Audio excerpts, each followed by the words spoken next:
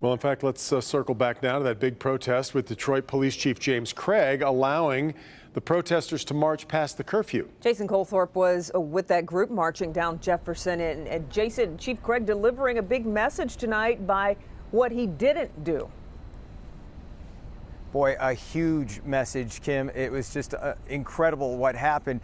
First of all, we should start with Tristan Taylor, the man who organized this protest. He was one of the ones he organized last night's protest. He was one of the 127 who were arrested last night. He showed up here, bloodstains still on his pants, a cut over his eye that hadn't been looked at yet. He said he went from jail to his lawyer's office to the protest that began here at DPD, and then he led the march that went through downtown, midtown, stopped at the Fist at Hart Plaza around 7 o'clock when everyone rallied and you thought it was going to end there, and you wondered, with this huge crowd, many more than last night, if that had something to do with what Chief Craig was about to do. Then they started marching again down Jefferson. Councilwoman Mary Sheffield included, and I'm glad Mara brought up the curfew and what the mayor had to say about it. Councilwoman Sheffield said she is absolutely against it.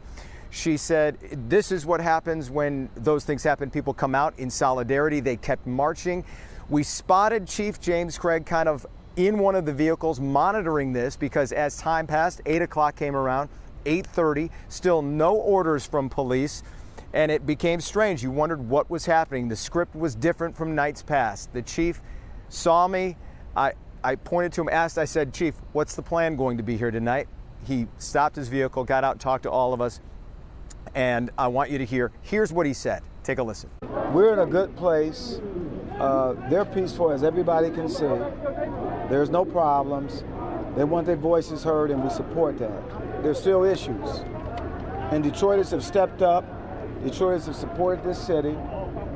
And people don't want to see violence.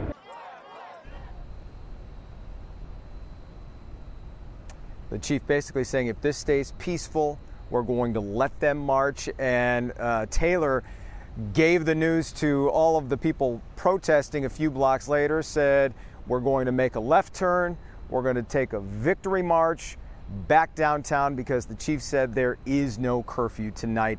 And of course, that all depends on whether there'll be a curfew tomorrow. I talked to Taylor, and you can bet if there is one, it will certainly look the same out here tonight. And while we're talking about that, the Detroit Coalition Against Police Brutality also speaking out today, vehemently opposing the curfew as well. So we'll have to wait and see where things go from here. Reporting at DPD headquarters, Jason Colthorpe, Local 4. Really interesting, Jason, because the word that the chief used was that discretionary was the way that he described the curfew. And I'm not sure if the protesters thought it was necessarily a one-night thing, or if they really seemed to believe that it was over. Discretionary one-night thing.